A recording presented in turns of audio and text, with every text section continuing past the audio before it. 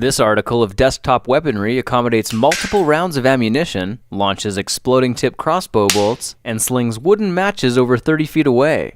In this project, we're turning some ordinary household items into a surprisingly versatile micro crossbow.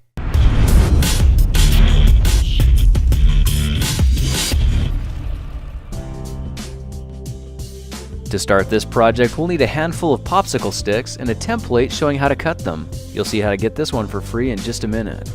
Once the popsicle sticks are all marked, we can use something like a pair of gardening shears to cut the pieces to size without ever having to make a single measurement.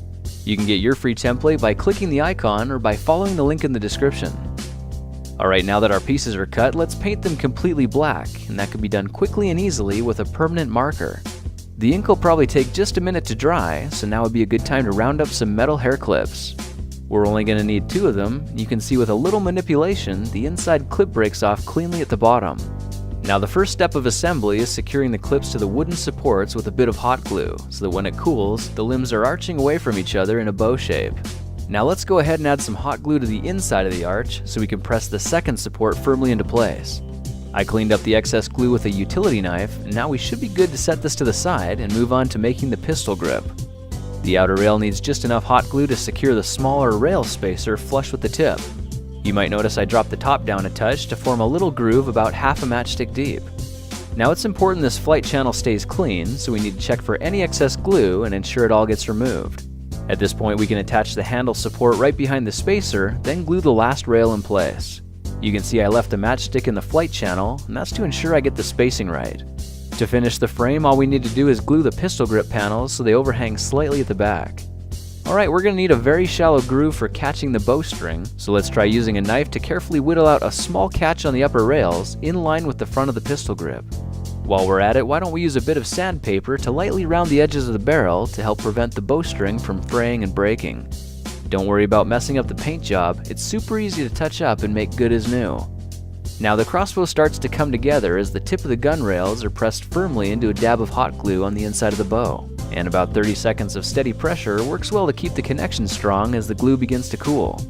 I chose to glue some fillets on the sides for added support and durability. You should be able to see the flight groove is slightly higher than the limb supports. Now when a matchstick's placed in the channel, it'll hopefully slide freely and without restriction. Alright, it's time to pick out a bowstring.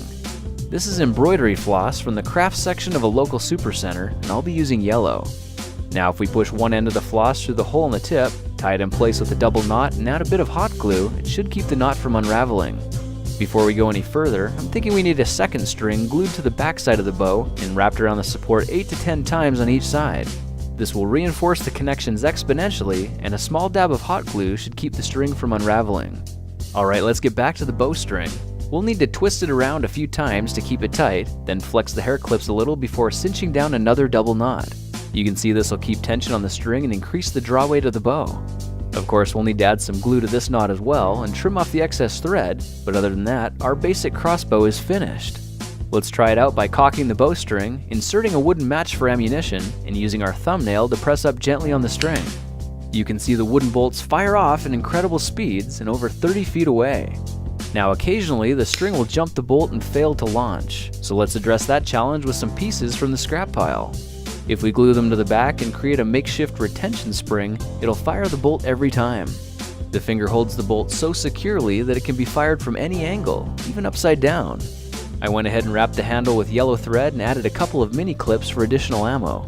These side mount quivers are simply made from a plastic drinking straw.